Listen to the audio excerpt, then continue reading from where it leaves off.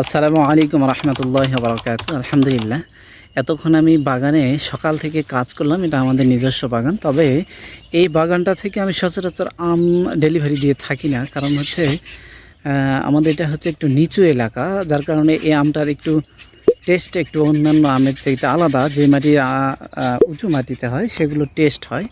এই যে আমার পিছনে বাগান, এবং আমি এতক্ষণ কাজ করার ফলে আমার হাতের যে পরিস্থিতি হয়েছে, এই যে, অর্থাৎ হচ্ছে আমরা যারা চাষি আছি, আম চাষ করি, আমের বাগানের পরিচর্যার যদি ঠিকমতো আমরা না করি, যেমন আমার এই বাগানটা প্রচুর পরিমাণে আম আছে। আমি যদি একটু ব্যাক ক্যামেরা দিয়ে আপনাদেরকে দেখাই, এই যে দেখেন, যতদূর চোখ যাচ্ছে শুধু আম দেখা যাচ্ছে। আর এই যে নিচের যে ইয়েগুলো ছিল, আমের ছোট ছোট ডালগুলো ছিল, সেগুলো আমি কেটে দিচ্ছি। আর এইটা যদি কেটে না দিই তাহলে এই আমগুলো এইরকম দেখা যায় না।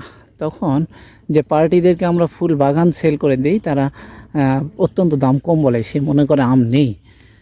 কিন্তু সেইটাই যদি আমরা একটু পরিচর্যা করি তাহলে আমগুলো পরিপূর্ণভাবে আমাদের চোখে তথা নজরে আসে আর কি, যে কতগুলো আম আছে এখানে।